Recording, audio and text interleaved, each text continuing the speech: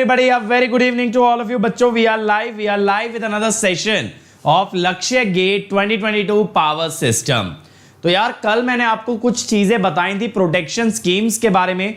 हमने बात की थी डिफरेंट तरीके के रिले के बारे में. बैलेंस बीम रिले हमने देखा, इंडक्शन डिस्क रिले हमने देखा, इंडक्शन कप रिले भी हमने देखा और उसके बाद हमने बात की थोड़ी सी ओवर करंट प्रोटेक्शन के बारे में, जिसको आज कंटिन्यू करेंगे. और आज हम और बहुत सारी बातें करने वाले हैं, जैसे कि यूनिवर्सल रिले टॉर्क इक्वेशन, अलग अलग तरह के रिले कौन से होते हैं, डिस्टेंस रिले, डिफरेंशियल रिले, ये सारी चीजें आज के इस लेक्चर में डिस्कस होने वाली हैं. तो यार तैयार हो जाओ एक बेहतरीन फन फील्ड, एनर्जी फील्ड और नॉलेज फील्ड जर्नी के लिए, क्योंकि मजा आने वाला है. प्रोटेक्शन स्कीम्स को आज वाइंड अप करने का ट्राई करेंगे, जिसके बाद हम बात करेंगे ट्रांसमिशन लाइन, जनरेटर और ट्रांसफार्मर के प्रोटेक्शन के बारे में. तो चलिए शुरू करते हैं. So let me start by introducing myself. My name is Ankit Goyal. I got AIR1 twice in GATE in 2014 and 18. I was awarded President of India Gold Medal in the year 2013 when I graduated from IIT Indore. Till date, I have trained more than 1 lakh students in the online and the offline classes and presently working as a director at an academy for GATE department.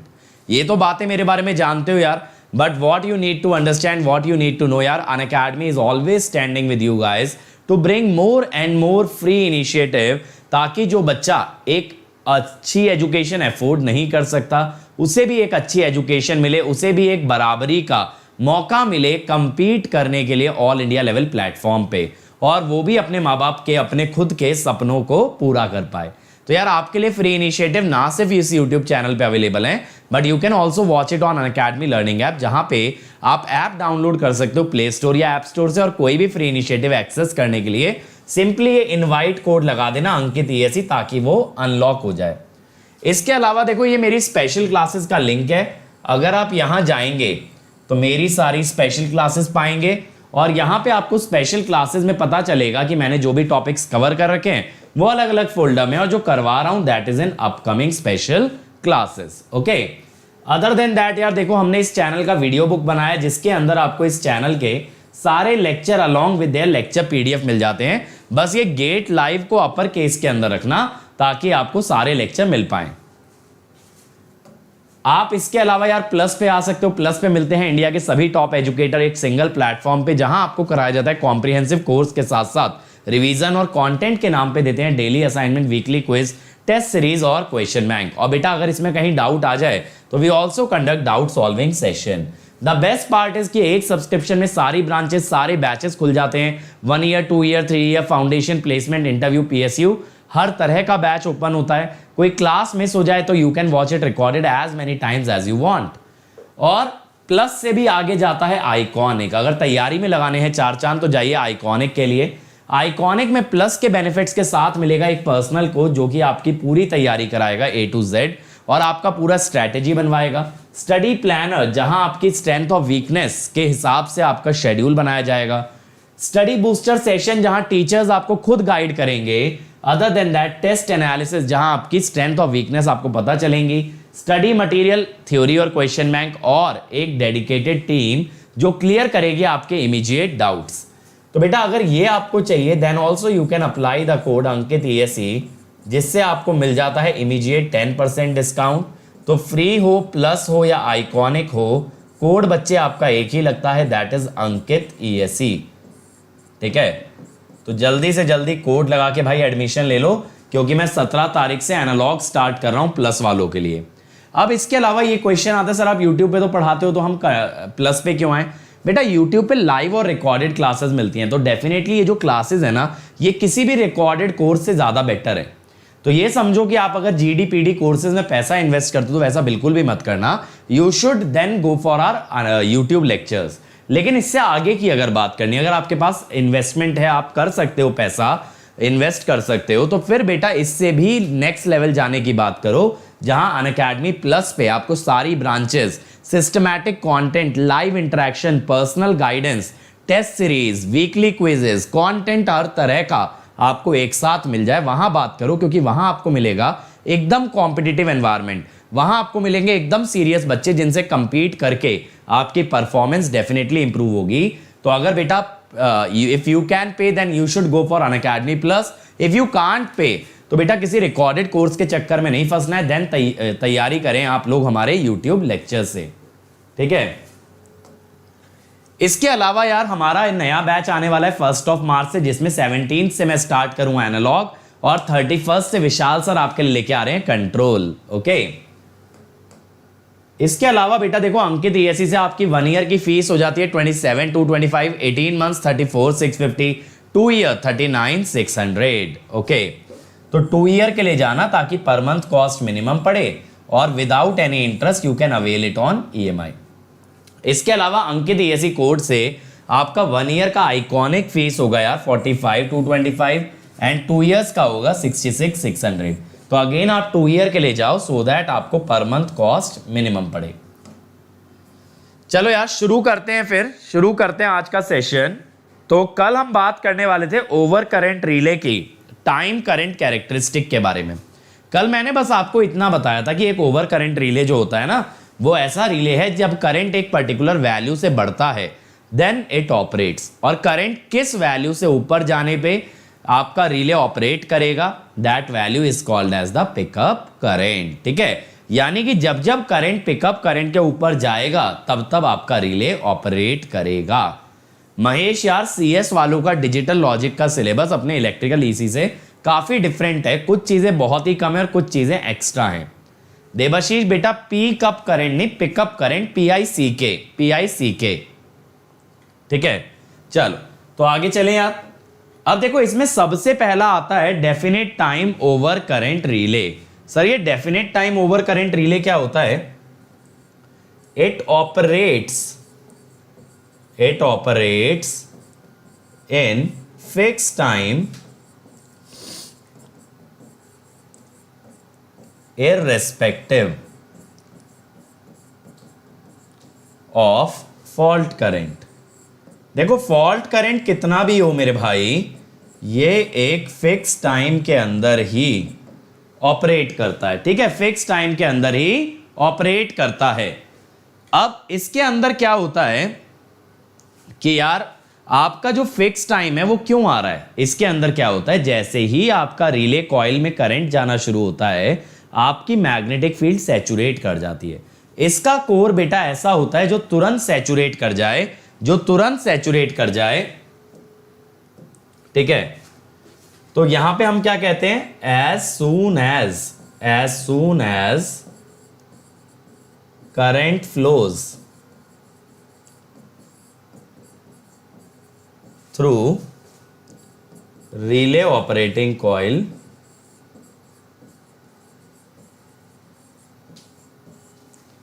Core of relay सैचुरेट्स।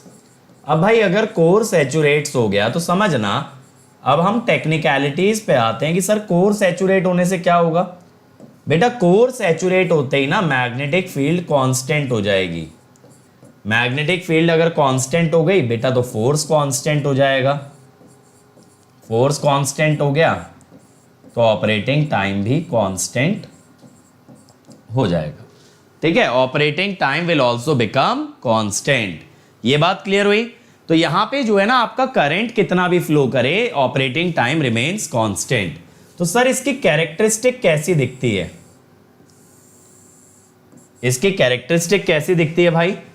देखो यहां पे जो minimum current होगा that will be pickup current, ये हमने दिखाया आई pickup, ठीक है, पिकअप करंट दिखाया। अब जैसे ही करंट इस करंट के ऊपर जाएगा तुरंत आपका रिले ऑपरेट कर जाएगा। देखो ये दिख रहा है, इसका टाइम ऑफ ऑपरेशन कांस्टेंट आ रहा है, ठीक है, और कांस्टेंट आ रहा है। आदित्य बेटा शायद आप जानते नहीं हो कि मेरी टीम ने ट्वीट भी किया है और हमारी टीम कल आपके लिए सेशन भी लेके आ रही है, पैनल डिस्कशन भी लेके आ रही है, जहां हम बात करेंगे कि गेट 2 बार होने के लिए क्या तरीके हैं, क्या मेथड होना चाहिए, क्या चीजें होनी चाहिए। समझ गए?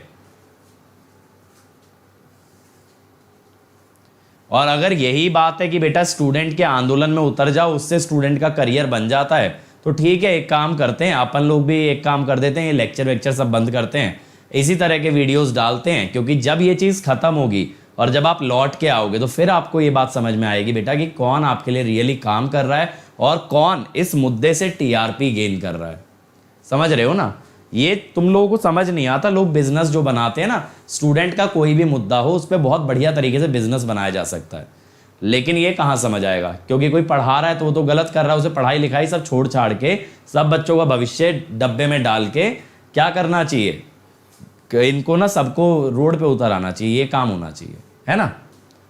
चलो तो देखो यार, यहां पे ना ऑपरेटिंग टाइम कांस्टेंट रहता है जब जब आपका करंट पिकअप करंट के ऊपर जा जाता है, ठीक है, तब ये ऑपरेटिंग टाइम कांस्टेंट आता है। आपसे ये भी पूछा जा सकता है कि भाई ऐसा क्यों होता है, तब आप तुरंत बोलोगे कि it happens because the coil of the relay और the core of the relay saturates. अब इसके बाद अगला क्या है, इंस्टेंटेनियस ओवर करंट रिले। अब इंस्टेंटेनियस ओवर करंट रिले नाम पढ़ते ही समझ आता है, या ऐसा हमें लगता है कि भाई इंस्टेंटेनियस है ना, तो मतलब जैसे ही करंट बढ़ेगा ये तुरंत ऑपरेट कर जाएगा, लेकिन बच्चों ऐसा होता नहीं है। इंस्टेंटेनियस का मतलब सिर्फ इतना सा होता है, यहां पे सिर्फ इतना सा मतलब होता है कि यहां आप कोई अपनी मर्जी का डीले नहीं डाल रहे हो, ठीक है, मर्जी का डीले नहीं डाल रहे हो। समझ आ रही है बात? यानी you are not putting any delay, तो जैसे ही करंट पिकअप करंट को एक्सीड करेगा, immediately the relay starts to operate.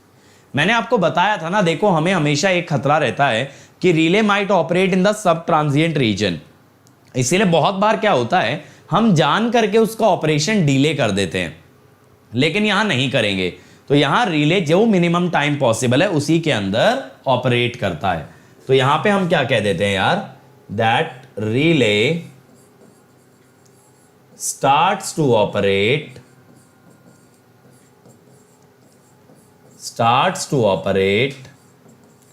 as soon as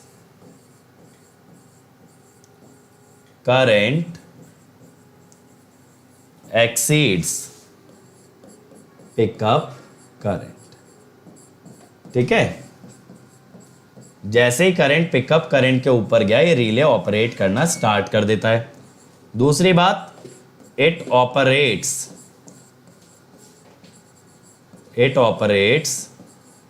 in minimum possible time.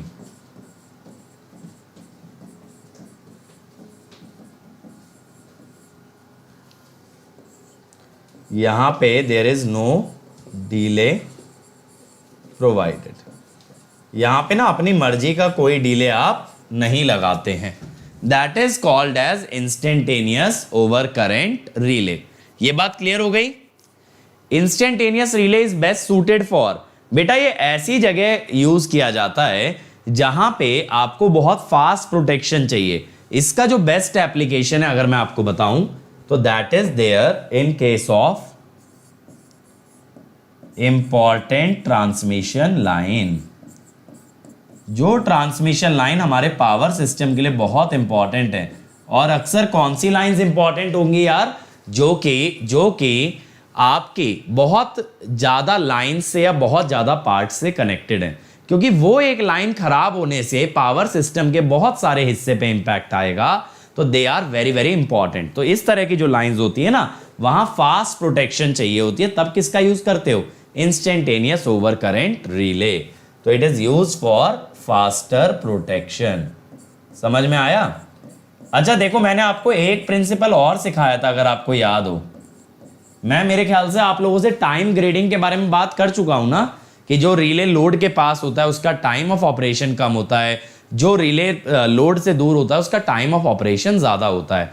तो वहां पे एक्चुअली ना हम लोग डिले इंसर्ट करते हैं।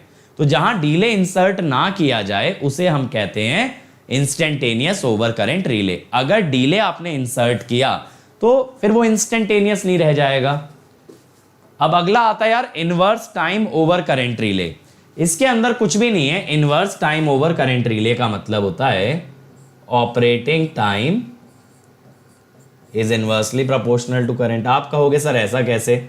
ऐसा इसलिए यार कि अगर आई इंक्रीज करता है तो मैग्नेटिक फील्ड बढ़ती है, जिससे कि फोर्स बढ़ता है, और अगर फोर्स बढ़ता है तो ऑब्वियसली फास्टर मूवमेंट आएगी, यानी ऑपरेटिंग टाइम डिक्रीज होगा।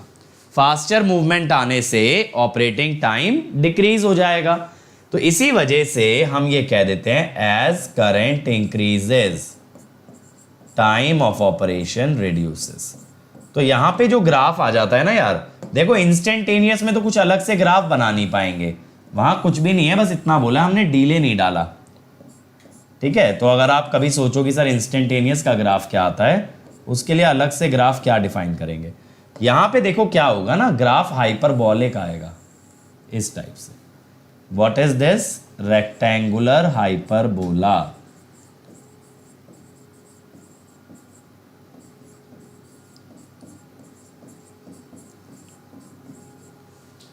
ये बात क्लियर हो गई? Rectangular hyperbola. देवाशीष, अभी मैंने आपको जवाब दिया कि बेटा इंस्टेंटेनियस की कुछ अलग से कैरेक्टरिस्टिक नहीं आएंगी, नॉर्मल ही रहेंगी।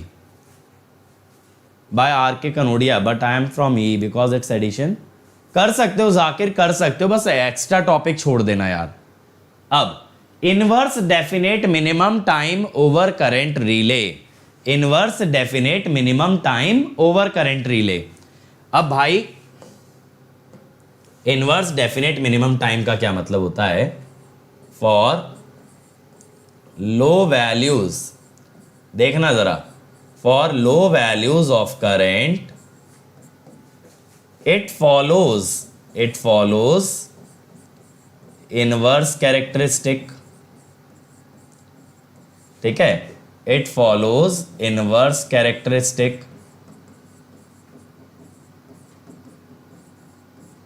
ठीक है, for low values of current it follows inverse characteristic। अब लेकिन जैसे जैसे करंट बढ़ेगा, प्रैक्टिकली सोचो यार, जैसे जैसे करंट बढ़ेगा मैग्नेटिक फील्ड बढ़ेगी। मैग्नेटिक फील्ड अगर बढ़ेगी तो रिले का कोर कभी ना कभी तो सैचुरेट करेगा। अब रिले का कोर अगर सैचुरेट करेगा तो बेटा इससे क्या होगा? Force will become constant. Force अगर कांस्टेंट हो गया तो operating time will also be constant. ठीक है,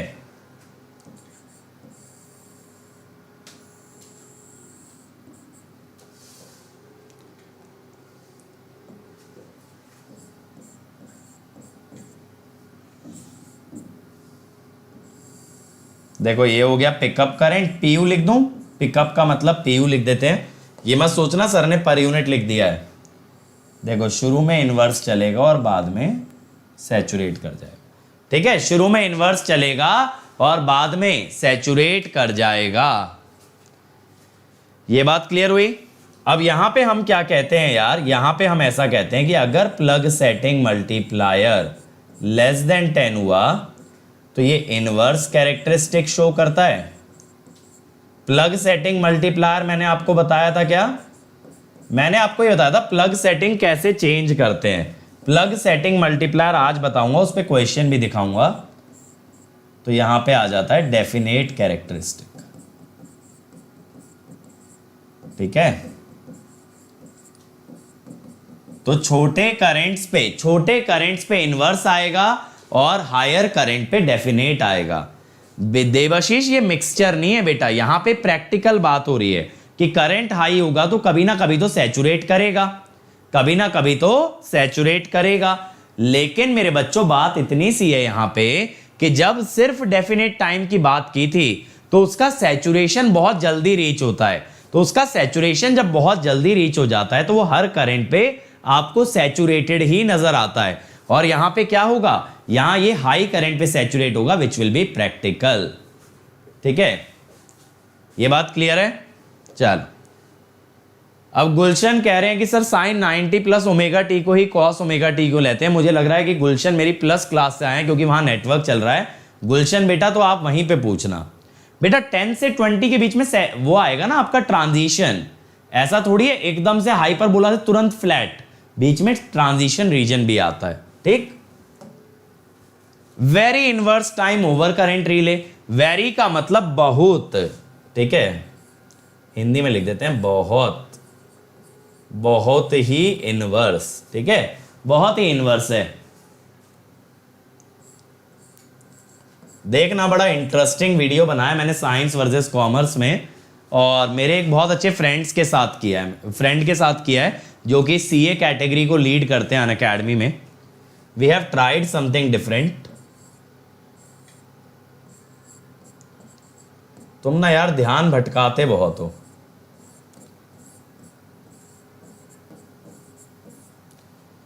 देखो यहां पे जो है ना, यहां पे पीएसएम बेटा भी आगे आएगा, मैं आज ही बताऊंगा आपको, प्लग सेटिंग मल्टीप्लायर, उसका सवाल भी लगवाऊंगा, डोंट वरी। अब देखो यहां जो है ना n 1.02 से 2 तक जाता है, तो अभी देखो मैंने बोला था ना इनवर्सली प्रोपोर्शनल टू i, यहां आ गया i की पावर n। i की पावर n आ जाने से क्या होता है, characteristics have more or have steeper slope as compared to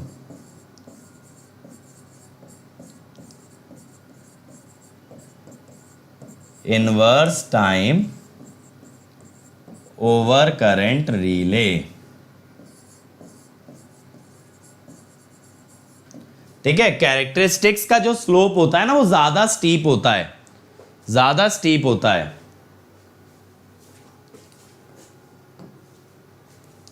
गुलशन बेटा पावर सिस्टम की क्लास में क्यों नेटवर्क के सवाल पूछ रहे हो, बताओ? कुछ फायदा है, मतलब तुम्हारे सवाल के आंसर से औरों को कुछ भला होगा? तो देखो यहां पे क्या होगा, ये आई पिकअप हो गया। अगर देखो ये वेरी इनवर्स है, सॉरी ये इनवर्स है, तो वेरी इनवर्स ना और तेजी से गिरेगा। वेरी इनवर्स क्या होगा, और तेजी से गिरेगा। समझ में आई बात?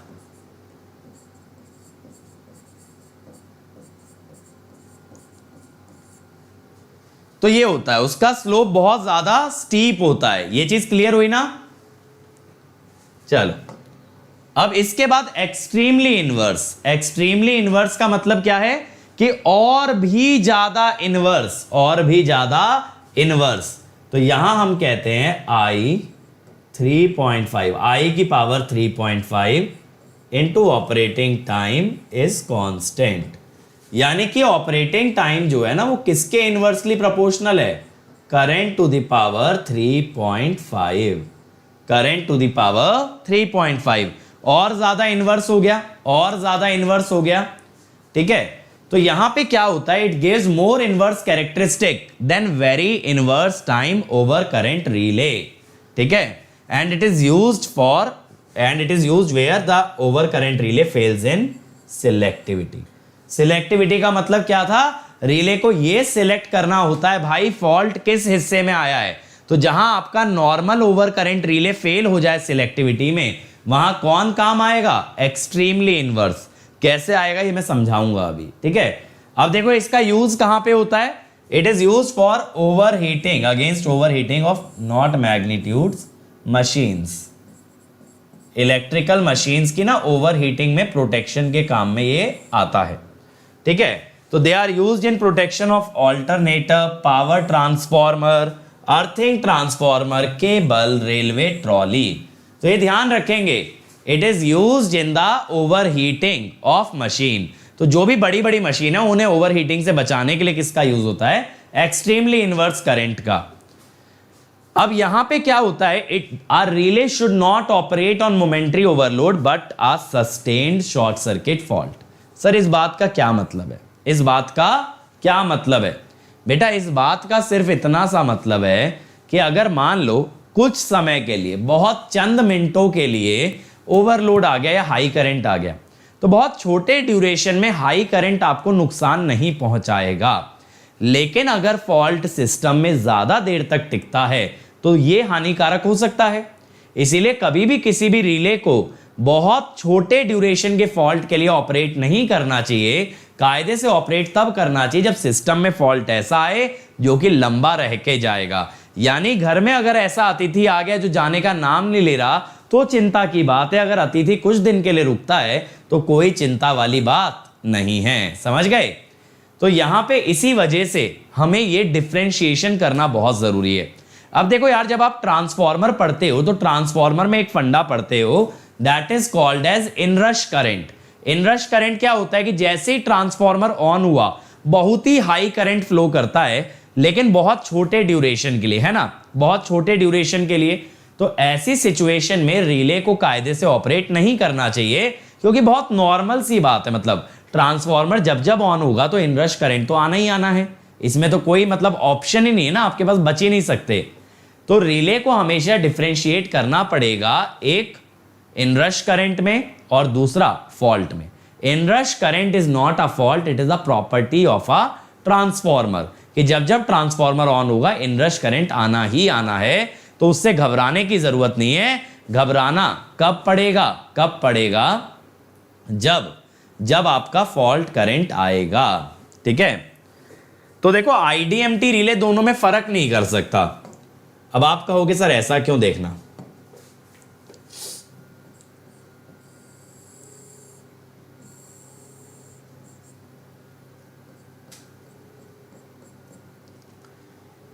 क्या होता है। देखो ये आईडीएमटी रिले होता है, ये आईडीएमटी हो गया। अब दूसरा आपका होगा एक्सट्रीमली इनवर्स,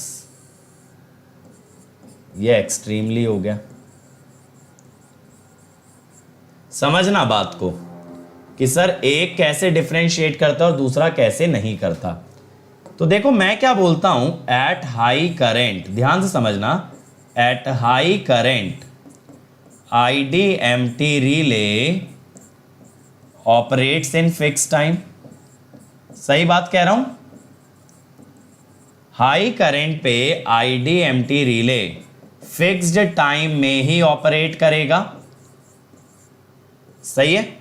लेकिन बेटा क्या होता है, एक चीज समझो, क्या होता है कि जब आपके पास मान लो इनरश करंट है, तो इनरश करंट की एक खासियत होती है कि वो बहुत तेजी से डीके करता है, वो बहुत तेजी से गिरता है, ठीक है। तो एग्जाम्पल अगर हम लें तो ये सेम टाइम पे ऑपरेट करेगा, same time for inrush and fault current, ठीक। लेकिन अब मेरी बात समझना बहुत ध्यान से यार, देखो ये बात जो है ना समझने वाली है, लिखने वाली नहीं है। लिखने के अंदर कुछ भी, लिखने के लिए इसके अंदर कुछ खास है नहीं, बात को समझना, क्योंकि ये मैं अपनी थ्योरी आपको समझा रहा हूं, ठीक है। ऐसा किताब के अंदर बस इतना ही पॉइंट लिखा है। अब समझना, अगर मान लो करंट गिरने भी लगा तो यहां से यहां आया, यहां आया, लेकिन बेटा इन तीनों पॉइंट पे टाइम तो सेम रहा।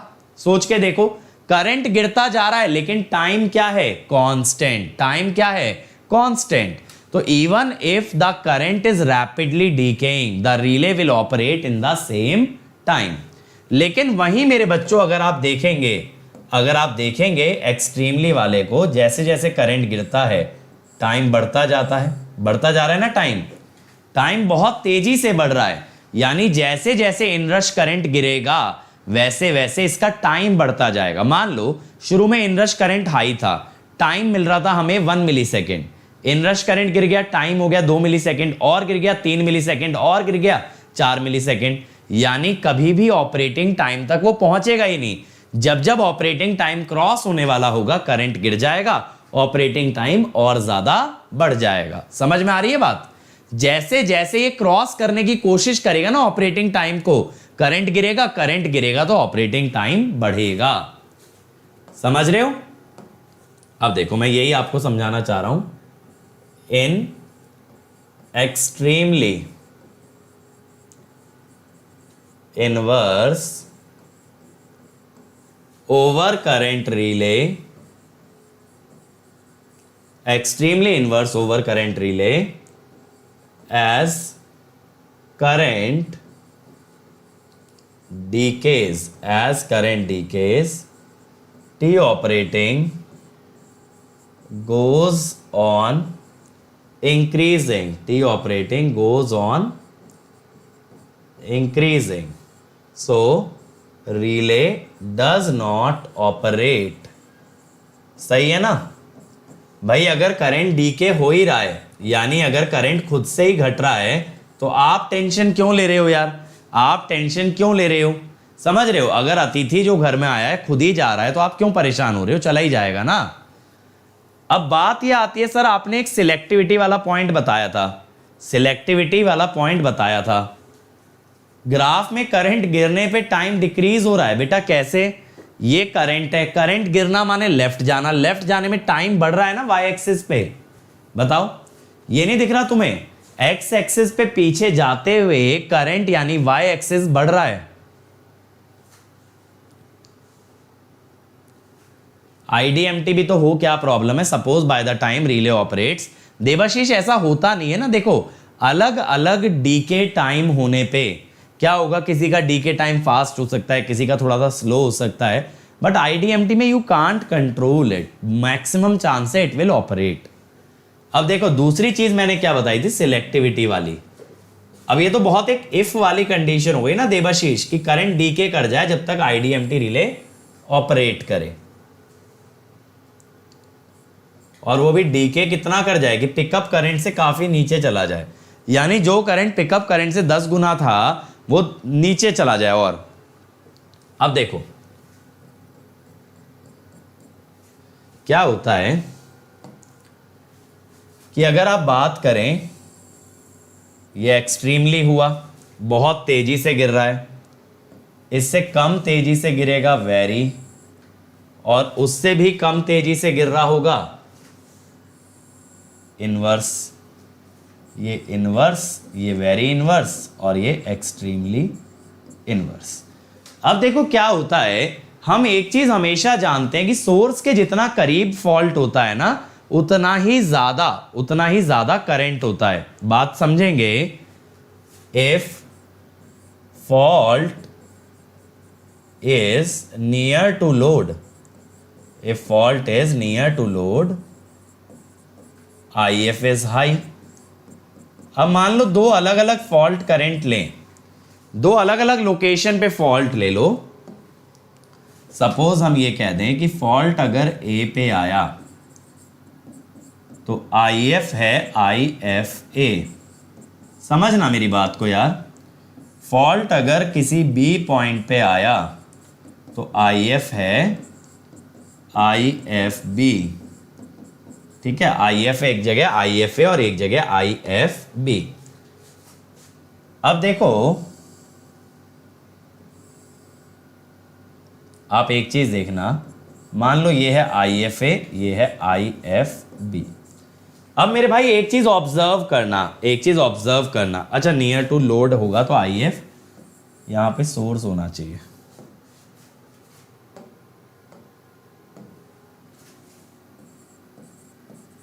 ठीक है। अब समझना, देखो दो अलग अलग फॉल्ट करंट के लिए अगर आप इस पे देखो इनवर्स वाले पे, time of operation almost same आ रहा है, ऑलमोस्ट सेम आ रहा है। लेकिन अगर आप दूसरे ग्राफ पे देखो, जैसे एक्सट्रीमली इनवर्स वाले पे देखो, एक्सट्रीमली इनवर्स वाले पे अगर देखोगे यहां पे ज्यादा गैप आ रहा है, क्या हो रहा है, मोर गैप।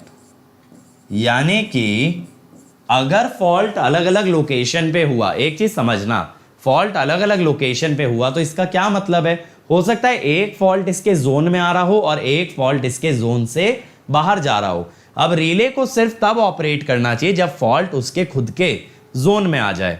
अगर बच्चों रिले का टाइम ऑलमोस्ट सेम रहेगा दो अलग अलग फॉल्ट के लिए, तो चांस क्या है कि फॉल्ट कहीं भी आए रिले ऑपरेट कर जाएगा। लेकिन अगर अलग अलग टाइम रहेगा, काफी डिफरेंस रहेगा टाइम के अंदर, तो पहचान लेगा कि कौन सा फॉल्ट मेरे करीब है या मेरे जोन में है और कौन सा फॉल्ट मेरे जोन से बाहर है। अगर भाई फॉल्ट कहीं भी आया, बराबर ही टाइम में ऑपरेट किया, तो वो ऑपरेट कर ही जाएगा ना, फिर फॉल्ट कहीं भी हो। तो मैं सिलेक्टिविटी या डिस्क्रिमिनेशन की जब बात करता हूं तो मैं ये कहता हूं रिले को इस बात की परख होनी चाहिए कि कौन से फॉल्ट पे काम करना है और कौन से फॉल्ट पे काम नहीं करना है। उसके लिए दो अलग अलग फॉल्ट में गैप ज्यादा होना चाहिए। तो मैं ये कहता हूं अगर more difference in T operating makes relay relay भैया डिस्क्रिमिनेट कर पाएगा। ठीक है, चमक गया ना सबको? चमक गया भाई सब लोगों को? अच्छा, in future modern power system कैसा होगा और उसके लिए कोडिंग स्किल चाहिए होगी क्या? बेटा बिल्कुल, पावर सिस्टम में धीरे धीरे आर्टिफिशियल इंटेलिजेंस, सॉफ्टवेयर, ये चीजें ज्यादा से ज्यादा पेनिट्रेट करेंगी। और सॉफ्टवेयर स्किल एक ऐसी चीज है यार जो कि ना हर डोमेन के अंदर पेनिट्रेट करेगी। पता है, अभी मैं उस दिन एक सर से डिस्कस कर रहा था, वो मुझे बता रहे थे, जो मैंने बताया ना मेरे बहुत अच्छे फ्रेंड है वो सीए वाले सर, जिनका वीडियो भी अभी आने वाला है। तो वो मुझे ये बता रहे थे कि सर क्या होता है कि अभी उनकी फील्ड में एक सीए था, वो सीए बनने के बाद सॉफ्टवेयर इंजीनियरिंग किया ताकि सीए के लिए एक सॉफ्टवेयर बना पाए। समझ रहे हो? तो हर फील्ड में, साइंस, कॉमर्स, इंजीनियरिंग, हर जगह धीरे धीरे सॉफ्टवेयर का रोल आना ही आना है। और इंजीनियरिंग तो खुद ही सॉफ्टवेयर से रिलेटेड है ना यार, मतलब बाकी ब्रांचेस तो फिर भी छोड़ दो, कॉमर्स वगैरह, इंजीनियरिंग तो इज बेस्ड ऑन सॉफ्टवेयर। ठीक है, बिल्कुल अंशुल, क्लियर हो जाएगा बेटा। चलो, अब बात आती है जो आप इतने समय से पूछ रहे हो कि सर प्लग सेटिंग मल्टीप्लायर क्या होता है। बट प्लग सेटिंग मल्टीप्लायर से पहले मैं आपको समझाता हूं रिले सेटिंग क्या होता है। रिले सेटिंग का मतलब होता है at what percentage of relay rated relay current does over current relay pick up। समझ रहे हो? जैसे मान लो एग्जाम्पल के तौर पे हम कहते हैं an 8 ampere relay has relay setting, RS माने रिले सेटिंग ऑफ 150%। सर इस बात का क्या मतलब है यहां पे? बेटा इस बात का मतलब ये है कि जो पिकअप करंट है ना वो रेटेड करंट का 150% है। कितना है? 150% है, 12 एम्पियर। समझ आया? रिले सेटिंग का क्या मतलब है? रिले सेटिंग का क्या मतलब है? That it is 12 ampere. तो ये बताता है कि रिले के रेटेड करंट के कंपैरिजन में कितना पिकअप करंट होने वाला है। अब इसके अलावा देखो एक चीज समझना है मेरे भाई, एक चीज आपको बहुत अच्छे से समझना है। क्या समझना है सर? हमको समझना ये है, if relay rated current is not given, rated current not specified, अगर ऐसा हो जाए तो क्या होता है ना, I secondary CT is I rated। Secondary का जो रेटेड करंट होगा ना, देखो आपको पता है कोई भी करंट रिले में डायरेक्ट नहीं जाता, ये मैं बता चुका हूं, क्योंकि relay is a low power device whereas the fault current is very very high. तो आपको स्टेप डाउन करके भेजना होता है। तो जो सेकेंडरी का रेटेड करंट होता है, मान लो कि 500/1 एम्पियर का करंट ट्रांसफॉर्मर है, 500/1 करंट ट्रांसफॉर्मर, तो आप रिले का रेटेड करंट क्या मान लोगे? 1 एम्पियर। अगर मान लो हम यूज कर रहे हैं 500/1 CT, तो I rated relay is 1 ampere. ठीक है, चलो अब इसके बाद बेटा आज डाल दिए, एक बार जाके चेक करो Anshul, plug setting multiplier. Sir ये क्या होता है? प्लग सेटिंग मल्टीप्लायर बहुत सिंपल सा है, IF referred to secondary side of CT। IF को सेकेंडरी साइड ले जाओ, डिवाइडेड बाय I पिकअप। तो बेसिकली पता है ये क्या जानना चाह रहा है? प्लग सेटिंग मल्टीप्लायर का मतलब है कि रिले के अंदर जो करंट जा रहा है वो पिकअप करंट के कंपैरिजन में कितना है, पिकअप करंट के कंपैरिजन में कितना है। देवाशीष रेटेड करंट का मतलब ये होता है इतना करंट अगर रिले में कॉन्टिन्यूसली बहता भी रहेगा तो कोई दिक्कत वाली बात नहीं है, करंट तो लगातार बहेगा ना यार। रिले करंट ट्रांसफॉर्मर के थ्रू सिस्टम से जुड़ा हुआ है। अब सिस्टम का करंट हाई हो या लो, करंट ट्रांसफॉर्मर कुछ ना कुछ करंट तो रिले में लगातार भेजता रहेगा। अब वो अलग बात है, फॉल्ट आने पे हाई करंट भेजेगा तब रिले काम करेगा, लेकिन ऐसा नहीं है नॉर्मल कंडीशन में रिले में कोई करंट नहीं जाता, करंट जाता है। तो कितना करंट ये जिंदगी भर झेल सकता है, that is the rated current. तो यार ये कैसे निकालोगे, I F refer to secondary side of C T, I F into C T ratio bye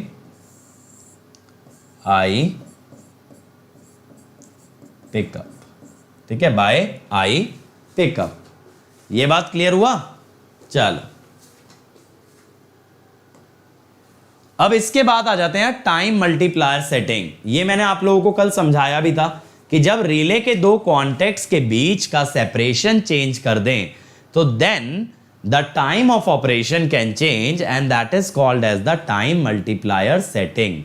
तो हम क्या कहते हैं, अगर रिले का ऑपरेटिंग टाइम मुझे पता है for TMS equal to 1, then the operating time will be TMS multiplied by T operating when TMS equal to 1। कहने का तात्पर्य देखो यहां पे ये है, अगर कभी ऑपरेटिंग टाइम निकालना है तो आप क्या लोगे, आप ऐसे लिखोगे T operating when TMS equal to 1 multiplied by TMS। यानी ऑपरेटिंग टाइम तब का लो जब TMS 1 था, और जो अब TMS है उसमें मल्टीप्लाई कर दो, that will give you the operating time. ये क्वेश्चंस में बेटा कैसे यूज होता है कि आपको ऑपरेटिंग टाइम तब का देगा जब TMS 1 होगा, और क्वेश्चन में TMS गिवन रहेगा, तो जो एक्चुअल ऑपरेटिंग टाइम निकालना पड़ेगा उसमें ये जरूर ध्यान रखना TMS मल्टीप्लाई होता है। तो जस्ट हमें क्या याद रखना है, need to multiply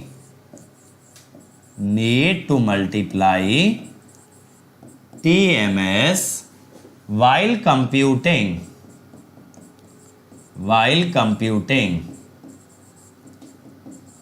final value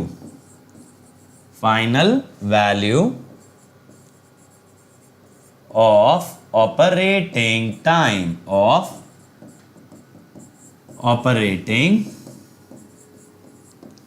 ठीक है। फाइनल वैल्यू जब निकालोगे ना ऑपरेटिंग टाइम की, तो उसमें TMS मल्टीप्लाई करना पड़ेगा।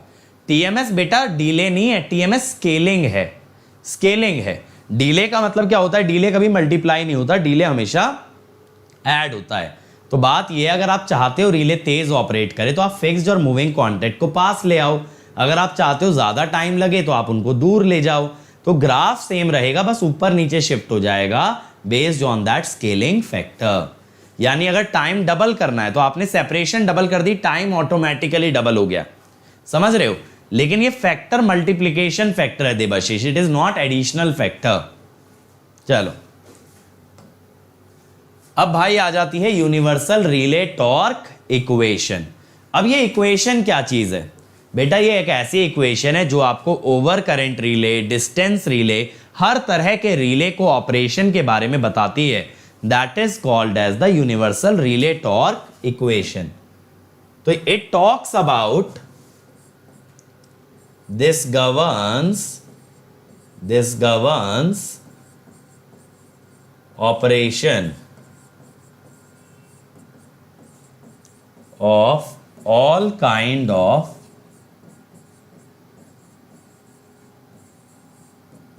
relay। ठीक है, तो यहां टॉर्क कैसा होता है, K1 mod I square K2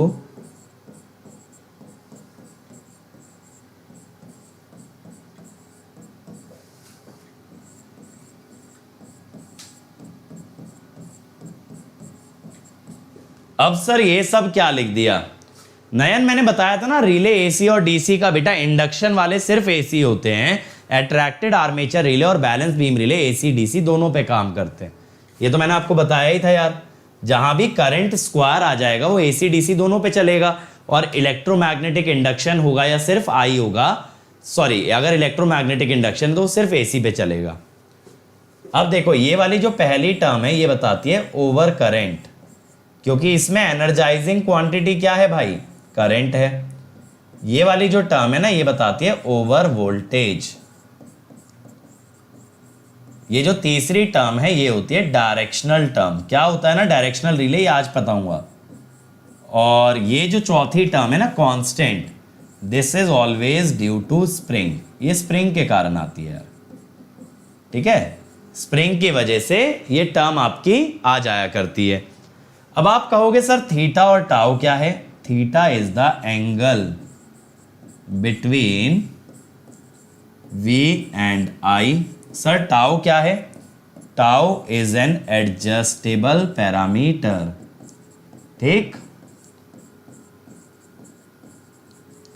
tau एक ऐसा पैरामीटर है जो कि हम रिले के अंदर बदल सकते हैं ड्यूरिंग कंस्ट्रक्शन। ऐसा नहीं अपनी मर्जी से आज मन किया टाउ को 60 रखते हैं, कल मन किया 30 रखते हैं। रिले की कंस्ट्रक्शन और रिले के कनेक्शन पे डिपेंड करता है। ये किस पे डिपेंड करता है? Depends on connection of relay. But इसमें हमें डिटेल में नहीं जाना है कि टाउ कितना कितना आता है। कराने के लिए मैं पढ़ा सकता हूं, लेकिन जैसा मैंने आपको बताया यार, स्पेशली पावर सिस्टम प्रोटेक्शन का जो स्कोप है ना वो इनफाइनाइट है। स्विच गियर एंड प्रोटेक्शन इतनी बड़ी यूनिट है, इतना बड़ा सब्जेक्ट है कि इसको अगर आप 3-4 महीने भी दोगे ना सिर्फ इस यूनिट को, तो भी कम पड़ जाएगा। इतना कंटेंट है इसके अंदर। तो बेटा हमें सिर्फ कितना कंटेंट कवर करना है जितना एग्जाम के लिए रेलिवेंट है। पूरा अगर कभी मौका लगा, कभी इंजीनियरिंग वैसे ही जनरल सिखाना शुरू किया, तो मैं आपको पूरा इंजीनियरिंग भी सिखा दूंगा। बट राइट नाउ अभी हमें क्या करना है? हमें ऐसा काबिल बनना है कि हम 12-15 सब्जेक्ट एक साथ डील कर पाए यार, समझ रहे हो? तो अगर हम ये सोचेंगे कि एक सब्जेक्ट में एक्सपर्ट बन जाएं, तो एक सब्जेक्ट आएगा 7-8 नंबर का, 10 नंबर का किसी एग्जाम के अंदर। अब भाई 10 नंबर से रैंक तो कभी आएगी नहीं।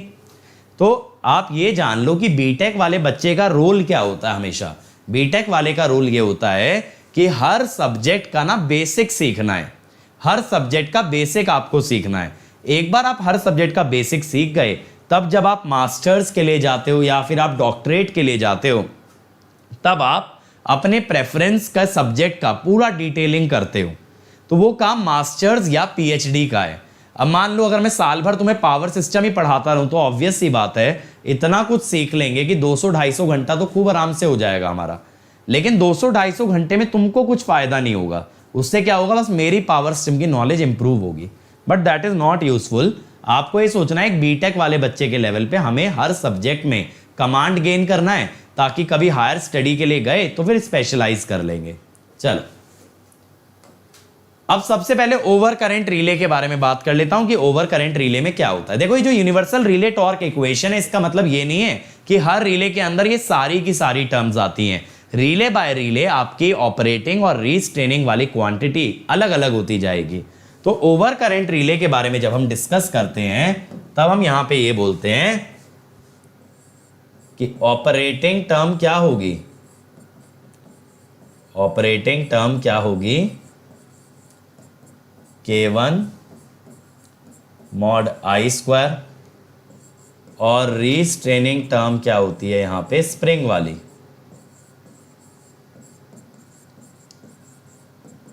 K4 वाली।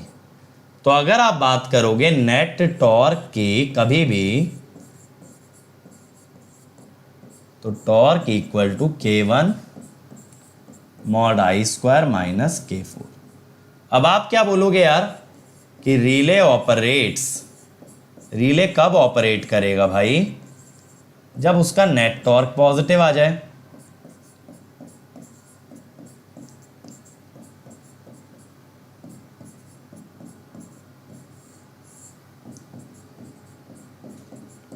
और देखो जब करंट एक पर्टिकुलर वैल्यू के ऊपर जा रहा है तो ये रिले ऑपरेट कर पा रहा है, तो इसीलिए हम इसे क्या बोलते हैं? Over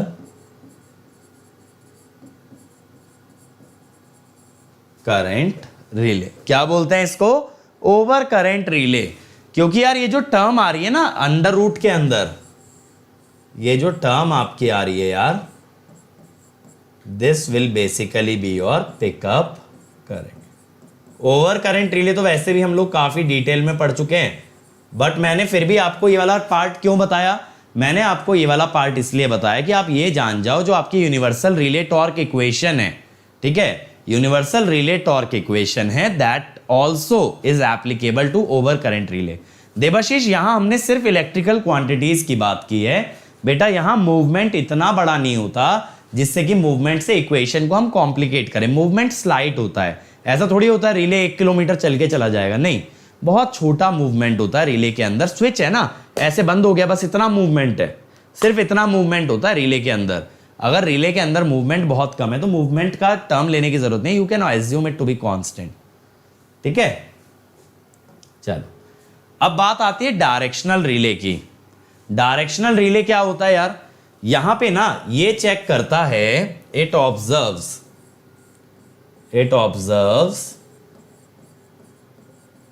flow of power. क्या ऑब्जर्व करता है? Flow of power. ठीक है, यहां पे क्या होता है, इफ पावर फ्लोज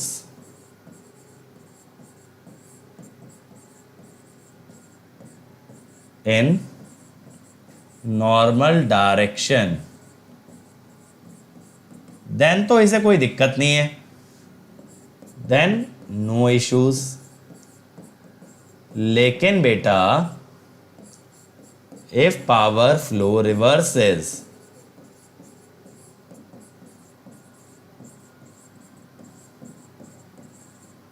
अब सर आपका ये मन में डाउट होगा, सर पावर उल्टा क्यों फ्लो करेगी? इसके बारे में मैं आपको नॉलेज देता हूं, जानकारी देता हूं। देखो कि क्या होता है जब आपकी पावर की अगर हम बात करें, पावर का हमेशा नॉर्मल फ्लो क्या होता है, सोर्स से लोड की तरफ होता है। लेकिन फॉल्ट में मैंने आपको एक चीज और बताई थी कि फॉल्ट में कभी भी सिंक्रोनस मोटर को इग्नोर मत करना। बिल्कुल काव्य यूज कर सकते हो ओवर करंट रिले को ट्रांसमिशन लाइन में, but it is not the main protection for important line. ठीक है, it is mostly used as a backup protection, but yes it can be use for transmission line. सुनो मेरी बात, अब मैंने आपको क्या बताया था डायरेक्शनल रिले के बारे में, सॉरी फॉल्ट के बारे में, कि फॉल्ट में कभी भी सिंक्रोनस मोटर को इग्नोर मत करना, क्योंकि फॉल्ट के टाइम पे वो मोटर बन जाती है आपके लिए generator, and it starts to deliver current to the source, या it starts to deliver current to the fault. अब देखो नॉर्मल कंडीशन में पावर कायदे से जानी चाहिए थी जनरेटर से मोटर, लेकिन जब फॉल्ट आया तो जनरेटर तो डिलीवर कर रहा था लेकिन मोटर ने भी डिलीवर करना स्टार्ट कर दिया। अगर अब मैं मोटर के पास एक डायरेक्शनल रिले लगा दूं तो मुझे मालूम चल जाएगा अगर कोई फॉल्ट आता है, अगर कोई फॉल्ट आया है तो मुझे दिख जाएगा कि मोटर का पावर फ्लो रिवर्स हुआ है, that means we need to use a directional relay. अब सर ये ऑपरेट किस बेसिस पे करता है यार, इसके अंदर क्या होता है ना, जो टॉर्क का टर्म है वो डायरेक्शनल वाला लेते हैं, K3 mod V mod I cos theta minus tau, और रीस्ट्रेनिंग ये हो जाता है। अब यहां पे क्या होता है ना, ये जो K4 है वो बहुत छोटा होता है, usually K4 is small and ignored. यहां K4 बहुत छोटा होता है, इसलिए कहते हैं चल वे चल साइड हो जा, है ना, वैसा करके साइड कर देते हैं। अब K3 mod V mod I cos theta minus tau, ये हो गया। अब हम क्या बोलेंगे, अरे regenerative braking is not a fault बेटा, बट यहां पे हम क्या बोल रहे हैं कि जैसे सिंक्रोनस मोटर है, मैं डीसी की तो बात ही नहीं कर रहा, आप डीसी में रीजनरेटिव ब्रेकिंग कर लेना, ठीक है। और आप बस पे लगा सकते हो ना रिले को, बस पे उल्टा मत कराओ फ्लो, जो रीजनरेटिव ब्रेकिंग है आप उसको स्टोर कर लो, ठीक है। चल, और मैं इंडक्शन मोटर की नहीं सिंक्रोनस मोटर की बात कर रहा था। अब सुनो मेरी बात, मैं क्या बोलता हूं यहां पे, रिले ऑपरेट्स, और अभी आप इसका आगे चल के जब ट्रांसमिशन लाइन में यूज देखोगे ना तब आपको समझ आएगा रिवर्सिबल पावर फ्लो कैसे होता है। मोटर तो जस्ट एक एग्जाम्पल था, मैंने ये नहीं बोला हर मोटर में डायरेक्शनल रिले ही लगाना है और कुछ कर ही नहीं सकते, ऐसा बात नहीं है। बात इतनी सी है कि डायरेक्शनल रिले उस पॉइंट पे लगाना है जहां पे फॉल्ट आने पे करंट का डायरेक्शन या पावर का डायरेक्शन रिवर्स हो जाए। तो हम कहेंगे relay operates when torque is greater then 0। अब टॉर्क में आ रहा है cos थीटा माइनस टाउ, तो मैंने बोला cos theta minus tau greater than 0, यानी थीटा माइनस टाउ जो है -90 से 90 लाई करे, ठीक है। अब देखो यहां पे हम क्या करते हैं, हमने वोल्टेज को रेफरेंस बना दिया।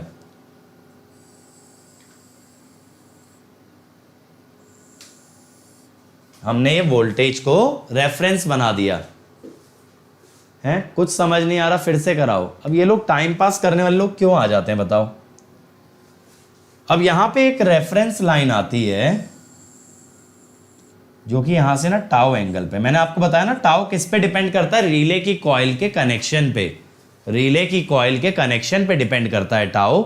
अलग अलग तरह के कनेक्शन होते हैं, 30 डिग्री, 60 डिग्री, 90 डिग्री, बट वो करने की जरूरत नहीं है। अब हम क्या कहते हैं, देखो अगर ये वाली लाइन टाउ की है तो एक लाइन ना आप टाउ से 90 डिग्री पे भी बना लो। ये देखो ये टाउ से 90 डिग्री पे बन गई, दिस इज एट 90 डिग्री। अब आपने ये बोला मेरे भाई कि टाउ माइनस 90 से टाउ प्लस 90 तक जाना है, ठीक है। टाउ माइनस 90 से टाउ प्लस 90 तक जाना है। ये देखो ना थीटा आप यहां से लिख सकते हो ना, सब जगह अगर टाउ ऐड कर दो, अगर आप सब जगह टाउ ऐड कर दो तो आप क्या लिख सकते हो, माइनस 90 प्लस टाउ से थीटा 90 प्लस टाउ। तो इसीलिए तो मैंने टाउ के अलोंग 90 डिग्री की लाइन बना दी, टाउ से 90 डिग्री पे। तो अब ये वाला एंगल क्या होगा भाई,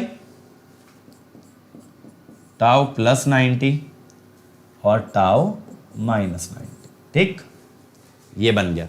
अब हम कह रहे हैं अगर इन एंगल्स के बीच में थीटा लाई किया, थीटा माने देखो अगर करंट का फेजर ऐसे लाई किया, अगर ये करंट का फेजर है, थीटा इधर लाई कर रहा है, तो इस लाइन के इस तरफ अगर करंट फेजर बना तो रिले ऑपरेट्स, रिले ट्रिप्स कह सकते हो।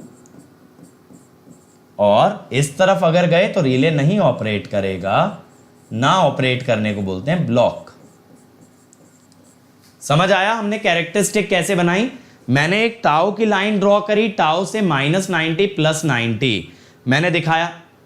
अब मैंने बोला थीटा जो वी और आई के बीच का एंगल है, अगर वो इस तरफ लाई करेगा यानी टाउ माइनस 90 से टाउ प्लस 90 तो रिले ट्रिप करेगा, इसके बाहर जाएगा तो नहीं ट्रिप करेगा, ठीक है। चलो नासिर बेटा एक बार आप, मेरा डेबिट कार्ड सीबीआई का है बेटा, फिर तो गड़बड़ हो रही है, बहुत जांच बैठनी चाहिए। अब अगले पे आते हैं। There are 3 types of distance relay. Distance relay होते हैं वो रिलेज जो तब ऑपरेट करें जबकि fault occurs within a certain distance of a relay, जो वही प्रोटेक्टिव जोन वाला बात है। अगर फॉल्ट रिले के कुछ दूरी के अंदर अंदर होगा तो जो रिले ऑपरेट कर जाए उसे कहते हैं डिस्टेंस रिले। तो मैं यहां लिख देता हूं, relay operates when fault occurs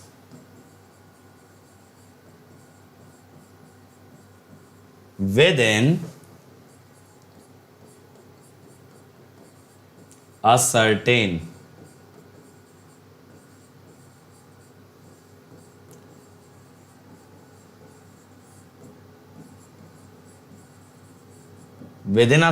distance of a relay, ठीक है। ये बात क्लियर हुई बेटा। अगर आप लोगों को नहीं पता है, एक छोटी सी बात बताओ, आज मैंने ट्वीट डाला है, अब आप लोग अनइन्फॉर्म्ड हो, आपको नहीं पता है, मैंने फेसबुक, इंस्टा, टेलीग्राम हर जगह शेयर किया है, ट्विटर पे भी डाला है। अब इससे ज़्यादा बताओ क्या करें। कल हम लोग सेशन कर रहे हैं, आप लोगों से डिस्कस करेंगे, गेट एग्ज़ाम 2 बार होना चाहिए। अब पता है नहीं और पहले से पहले बात कर रहे हो कि सर कर नहीं रहे हैं कुछ।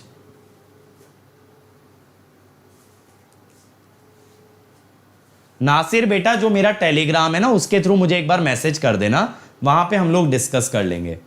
अब देखो डिस्टेंस रिले, एक डिस्टेंस रिले जो है ना 3 कैटेगरीज में डिवाइडेड है, इंपिडेंस रिले, रिएक्टेंस रिले और मो रिले। 3 कैटेगरी में डिवाइडेड है। डिस्टेंस रिले 3 तरह के होते हैं, इंपिडेंस, रिएक्टेंस और मो। तो 1 बाय 1 बात करेंगे। सर इंपिडेंस रिले क्या होता है। अब इंपिडेंस रिले क्या होता है, इट operates when impedance, देखो एक्चुअली ना ये कोई इंपिडेंस मेजर नहीं करता, ये एक्चुअल में क्या करता है, ratio of V and I is less than a certain preset value. ठीक है, सर्टेन प्रीसेट वैल्यू. अब एक चीज पे ध्यान देना यार, मैं आपको ना यहां पे एक चीज बताना चाहूंगा कि these relays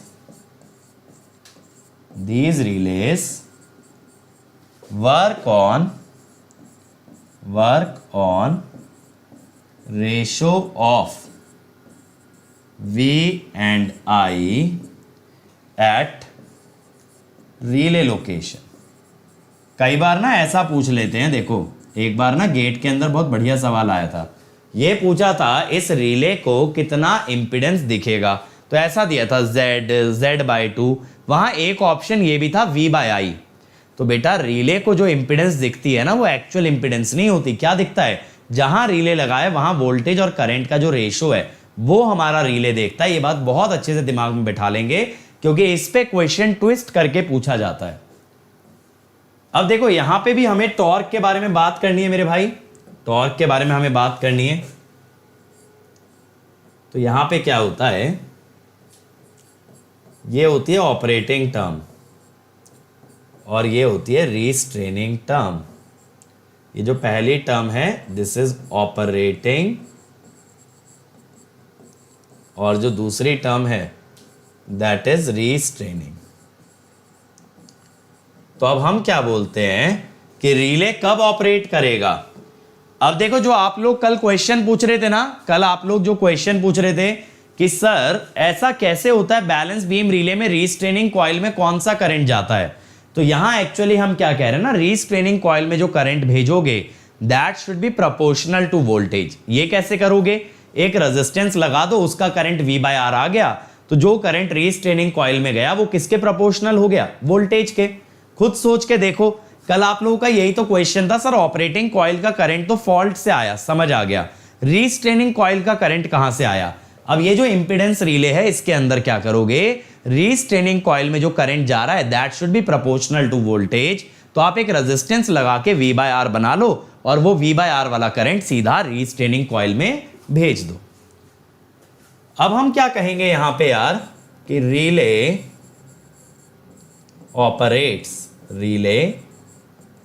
operates when torque is greater than 0.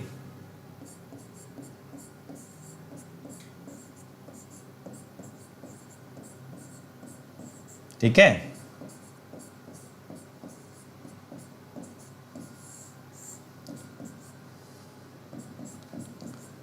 ये जो टर्म है ना लेफ्ट वाली इसे कहते हैं मॉड Z, इसे कहते हैं मॉड ZRS.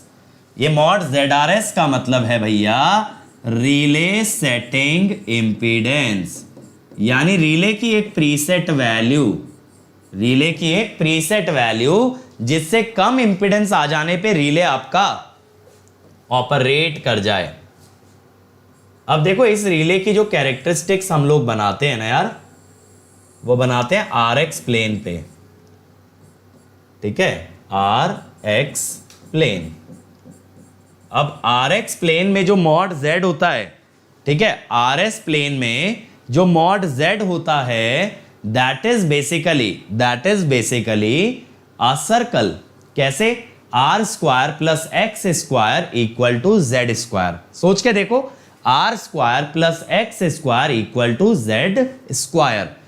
R हो गया X एक्सिस, X हो गया Y एक्सिस, तो मॉड Z तो यही बना ना सर्कल, क्योंकि आप ये सोचो X² plus Y² equal to R², that is a circle. तो एक सर्कल बन गया. अब सर सर्कल में रेडियस भी बताओगे कि सर्कल सर्कल सर्कल सर्कल करते रहोगे, बेटा बिल्कुल बताएंगे, क्यों नहीं बताएंगे. ये रेडियस है मॉड ZRS. अब ये जो मॉड ZRS का रेडियस है ना, अगर इंपीडेंस इससे कम हुई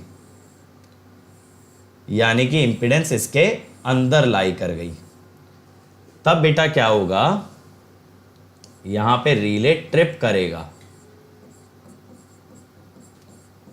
इंपिडेंस जो आएगी ना आर एक्स प्लेन में, उसका मतलब होता है ओरिजिन से डिस्टेंस। ओरिजिन से डिस्टेंस अगर आपने कभी भी देखा, देखो ये देखा, अगर ये सर्कल के रेडियस से कम हुआ रिले ट्रिप करेगा, और अगर सर्कल के बाहर लाई करा इंपिडेंस तो रिले ब्लॉक करेगा। समझ में आया? रिले ब्लॉक करेगा। अब ये जो इंपिडेंस रिले होता है ना, it is used to protect medium transmission line. ये कहां पे यूज होता है? In case of medium transmission line. अरे वाह, लेफ्ट साइडेड आरओसी याद आ गया। अब अगला है भाई रिएक्टेंस रिले। यहां पे अगला क्या है? Reactance relay. अब यहां पे क्या होता है बंधु? रिएक्टेंस रिले का मतलब ऐसा relay, it only observes reactance but not resistance।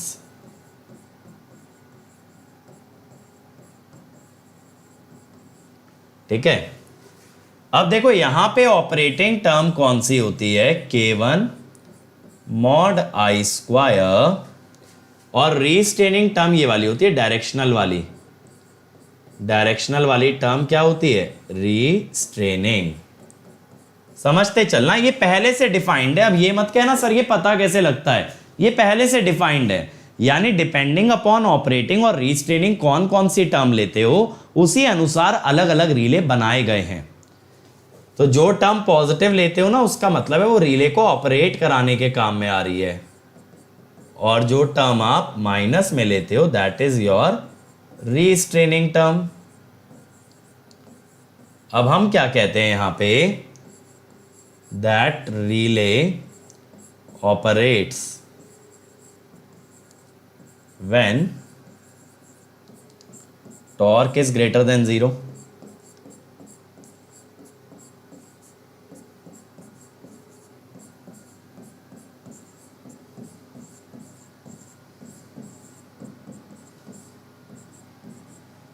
यहां पे हम कहते हैं कि टाउ को 90 डिग्री रखा गया है।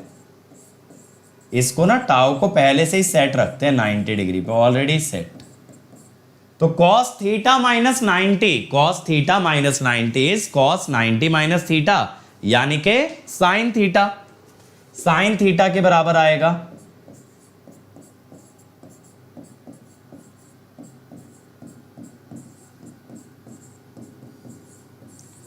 अब आप ये आई स्क्वायर को इधर नीचे ले जाओ,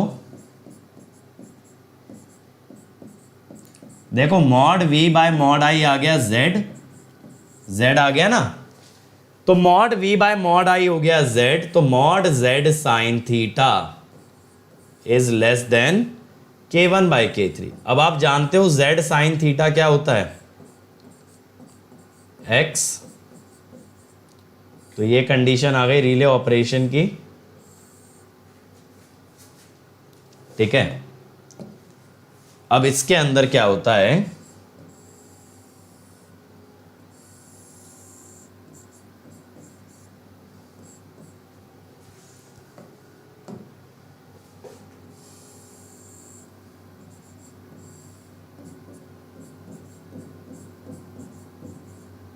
K1 बाय K3। अब इसके नीचे अगर गए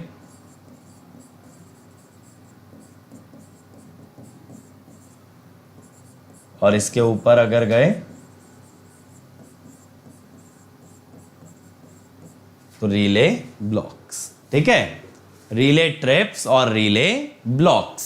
क्लियर हुआ? क्लियर हो गया भाई यहां तक? तो अब इसका यूज कहां होता है? इसका यूज होता है अगेंस्ट अर्थ फॉल्ट, और इसका यूज होता है तुम्हारा इन case of short transmission line. ये दो जगह पे आपका रिएक्टेंस रिले यूज किया जाता है। Why there is no Kavya? बेटा अलग अलग रिले में ऑपरेटिंग और रीस्ट्रेनिंग टर्म अलग अलग आएंगी। ठीक है, वो चार टर्म ये मान लो एक यूनिवर्सल सेट है, यानी कि कोई भी टर्म उन चार टर्म के बाहर नहीं जा सकती, लेकिन अलग अलग रिले उन चार टर्म में से अलग अलग वैल्यूज को उठा के एक रिले की कैरेक्टरिस्टिक बनाते हैं। तो तो आप ये समझो, हमने तो ना एक यूनिवर्सल इक्वेशन डिफाइन कर दी, अब आप उसमें से कौन सा एलिमेंट पिकअप करते हो उसके अनुसार आपके अलग अलग रिलेज डिफाइंड होते हैं।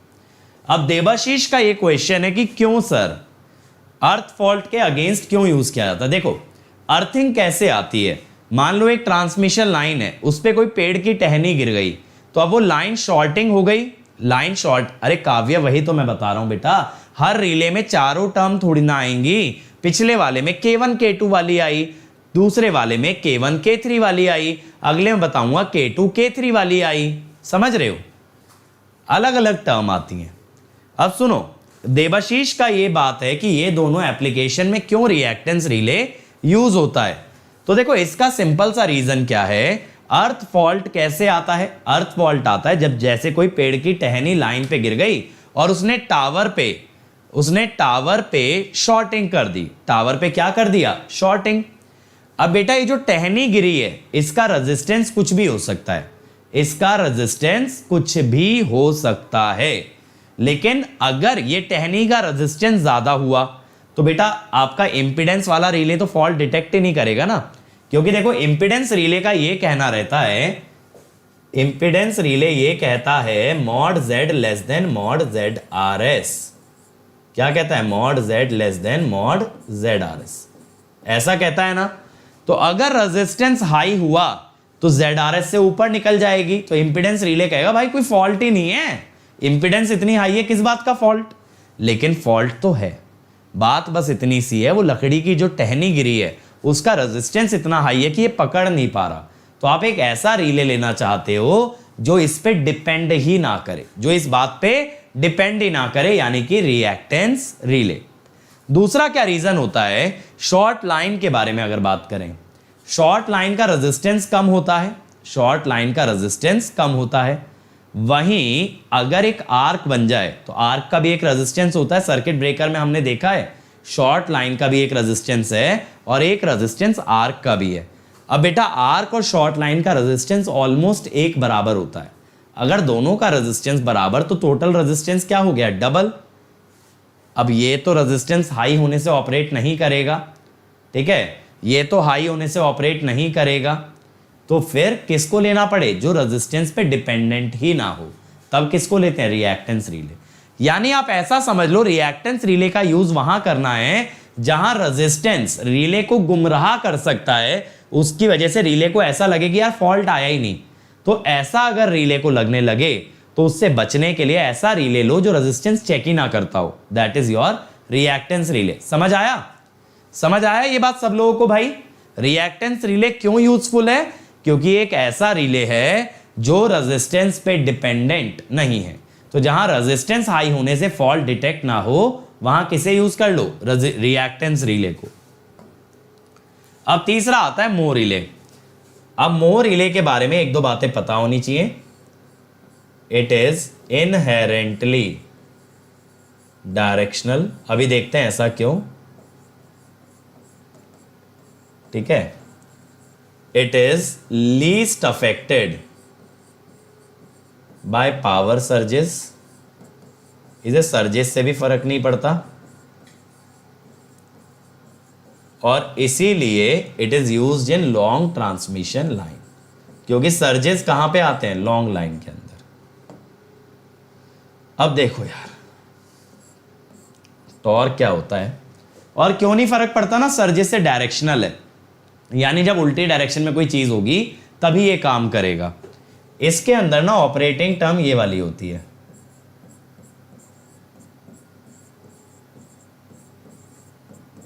और रीस्ट्रेनिंग टर्म काव्या वोल्टेज वाली होती है, ठीक है। बताने की जरूरत नहीं है, पॉजिटिव वाली ऑपरेटिंग है, अब तक आप लोग समझ ही चुके हो, ठीक है। Relay operates when torque is greater than equal to 0। अब K3 mod V mod I cos theta minus tau is greater than equal to K2 mod V square. अब ये मॉड I को उधर ले जाओ तो मॉड V एक तो कट जाएगा,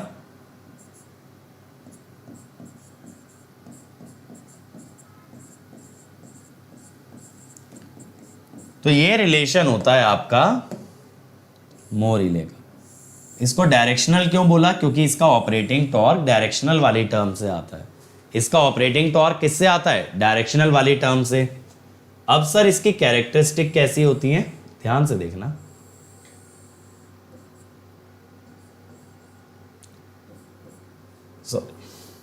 उल्टा लिख दिया। समझ में आ रहा है ना सब लोगों को?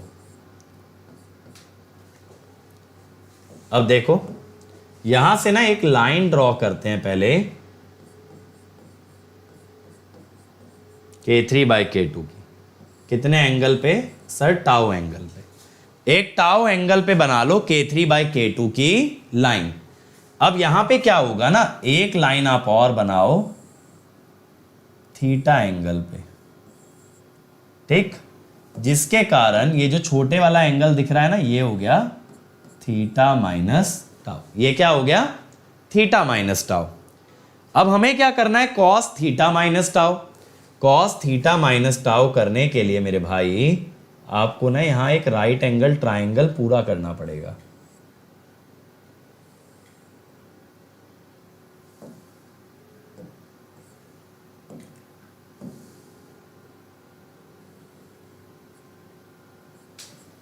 ये हो गया।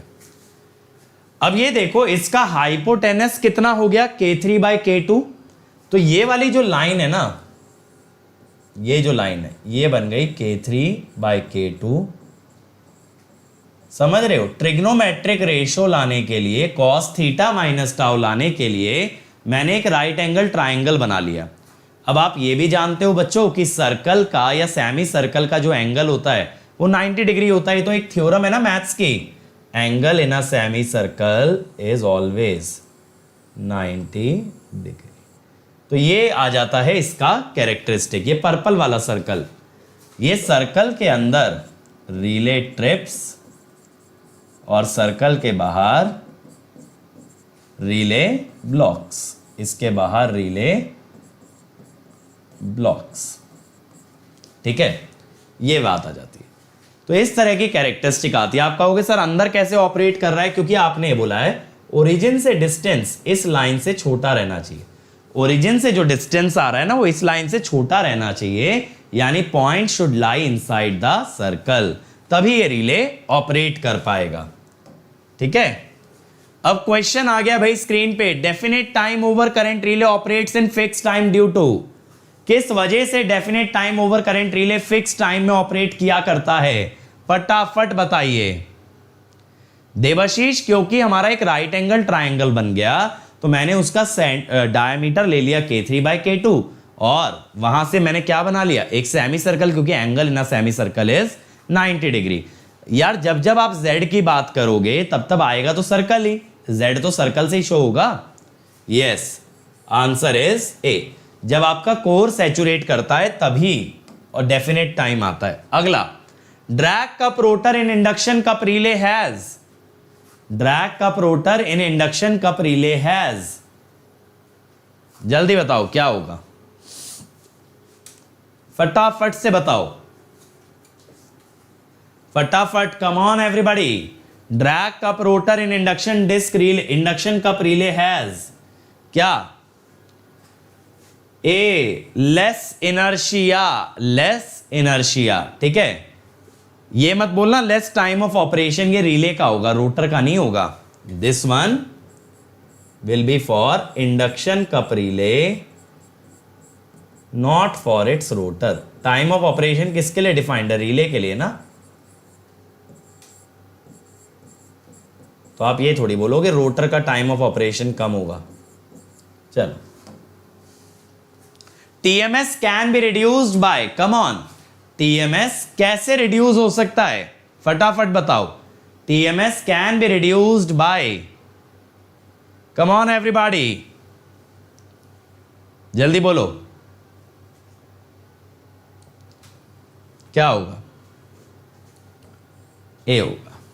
ठीक है, that is reducing the separation of contacts. अगला, if fault current is 150 ampere, relay setting 50%, CT ratio is given, what is plug setting multiplier? Come on, अब यहां देखना, रिले का रेटेड करंट नहीं दिया। मैंने आपको बताया था जब रिले का रेटेड करंट ना हो तो सीटी का जो सेकेंडरी करंट है उसी को रिले का रेटेड करंट मान लिया जाता है। सीटी का जो सेकेंडरी करंट है उसी को क्या मानते हैं? रिले का rated current. Come on everybody, चलो पहले पिकअप करंट निकाल लो यार। रिले सेटिंग से आप क्या निकाल लोगे? यहां पे पिकअप करंट, फिर आगे की बात होगी। चलो चलो चलो चलो भाई, जल्दी से बना दो, टाइम काहे लगा रहे हो? निकाला किसी ने?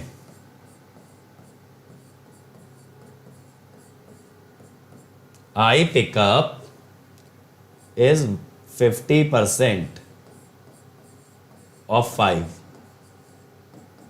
क्योंकि यही रेटेड करंट लेना पड़ेगा जो सेकेंडरी करंट है। ये है ना सेकेंडरी करंट। अब आपको क्या करना होता है? फॉल्ट करंट को सेकेंडरी साइड पे लेके जाना है। फॉल्ट करंट है 150,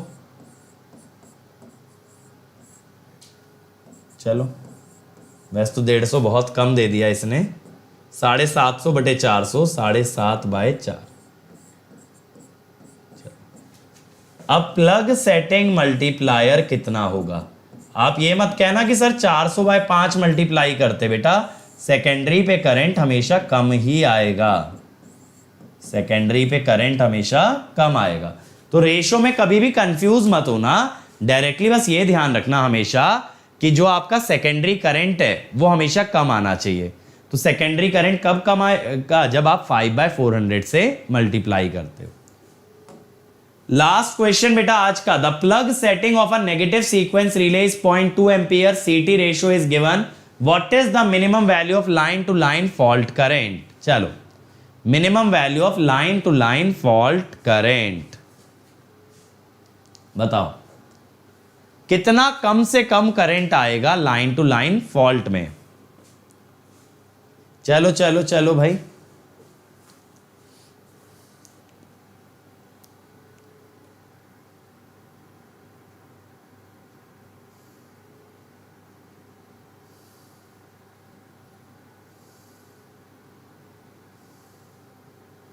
बताओ भाई।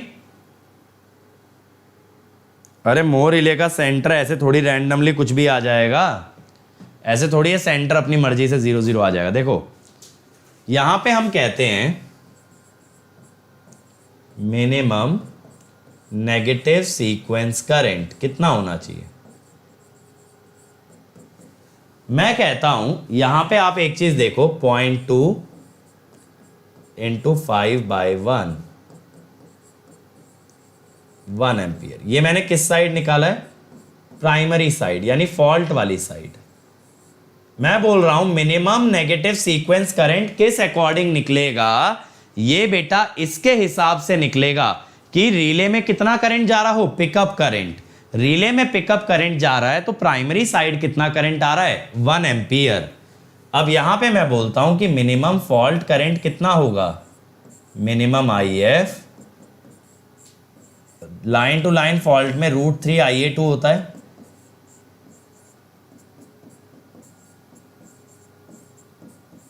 ठीक है, 1.732 एम्पियर, 1.732 एम्पियर। ठीक है, तो आंसर ये आएगा। बहुत सारे बच्चों ने 1 एम्पियर पे छोड़ दिया, जबकि आना चाहिए था 1.732। ये 1 एम्पियर तो क्या है? Negative sequence. टोटल क्या है? 1.732। और इसी बात पे हो जाती है कहानी खत्म आज की। बेटा मैं आपको बता चुका हूं 17 मार्च से प्लस पे आ रहा है एनालॉग इलेक्ट्रॉनिक्स, मैं लेने वाला हूं। तो आप लोगों के सारे डाउट खत्म हो जाएंगे कि सर कैसे एनालॉग कवर होगा। बेटा बिल्कुल बेहतरीन वे में कवर कराया जाएगा। Devashish line to line fault का कॉन्सेप्ट भूल गए भाई? फॉल्ट करंट इज √3 IA1 या फिर √3 IA2। और 31 मार्च से आपके अपने आपके चहीते विशाल सर ला रहे हैं कंट्रोल। तो बेटा कंट्रोल करके बैठेंगे और जल्दी से अनअकैडमी पे आ जाएंगे। कोड क्या लगा देंगे बच्चों? अंकित ESE। आपको कोड लगा देना है सिंपली अंकित ESE। इसके अलावा देखो अंकित ESE से आपका 1 ईयर का फीस हो जाएगा 27,225, 18 मंथ्स 34,650, 2 ईयर 39,600। 2 ईयर के लिए जाओ पर मंथ कॉस्ट मिनिमम पड़ती है और बिना किसी इंटरेस्ट के आप ईएमआई पे भी ले सकते हैं, ठीक है। देन आइकॉनिक पे अगर जाओगे तो 1 ईयर के लिए जाओगे तो फीस होगी 45 to 25, 2 ईयर 66 600। 2 ईयर के लिए जाओ ताकि मल्टीपल एग्जाम क्रैक कर पाओ, और per month cost minimum and always you can pay it in terms of EMI. और ये है बेटा मेरी अनअकैडमी ऐप पे ID. If you want to chat with me तो आप मुझे अनअकैडमी ऐप इंस्टॉल करके यहाँ पे मुझसे बात कर सकते हैं, ठीक है। और मेरा टेलीग्राम चैनल जहाँ पे मैंने आज नोट्स डाल दिए थे पिछले लेक्चर के, इसके भी मैं आज ही डाल दूंगा, तो बेटा यहाँ आके देख सकते हो, ठीक है। ये मेरा टेलीग्राम चैनल है, और अगर डाउट्स पूछने हैं, इंटरेक्ट करना है, तो this is the Telegram group, ठीक है। So thank you everyone, like share subscribe कर देना यार, और ज्यादा से ज्यादा स्टूडेंट्स को बता देना कि अंकित सर फ्री क्लासेस ले रहे हैं, अंकित सर की पूरी टीम फ्री क्लास ले रही है। तो इसके लिए ज्यादा से ज्यादा फैलाओ यार इस फ्री इनिशिएटिव को, और अभी तक बेल आइकन नहीं दबाया तो बेल आइकन दबा देना। Thank you everybody.